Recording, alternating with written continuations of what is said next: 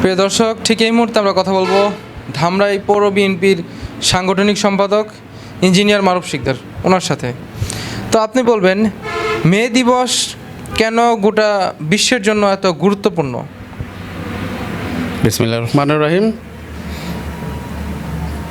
পহেলা মে আন্তর্জাতিক শ্রমিক দিবস, যেটাকে আমরা মে দিবস হিসাবেই পালিত করি এবং সারা বিশ্বে এটা এভাবেই পালিত হয়।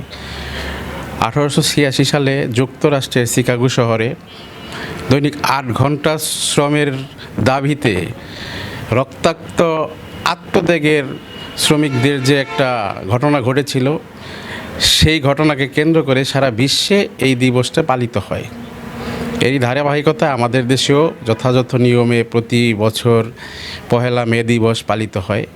এবার সরকার উদ্যোগ নিয়েছে যে পহেলা মে দিবস, তারপর শ্রমিক স্বাস্থ্য ও সেফটি দিবস একই সাথে পালিত হবে, যাতে মালিক শ্রমিকের সুসম্পর্ক থাকে এবং বৈষম্যহীন একটা বাংলাদেশ গড়ে তুলতে পারি।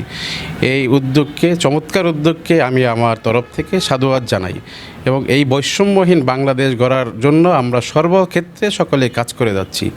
আশা করি আগামী দিনে আমাদের প্রধানমন্ত্রী তারেক রহমানের নেতৃত্বে এবং আমাদের ধামরাইয়ের নেতা আলহাজ তমিজ ভাইয়ের নেতৃত্বে আমরা বৈষম্যহীন একটা দেশ এবং ধামরাই গড়তে পারবো, এই আশাবাদ ব্যক্ত করি এবং সবাইকে আমার তরফ থেকে মে দিবসের শুভেচ্ছা জানাচ্ছি। শ্রমিক ভাইদের আমার তরফ থেকে আন্তরিক শুভেচ্ছা জানাচ্ছি। সবাই ভালো থাকবেন, সুস্থ থাকবেন।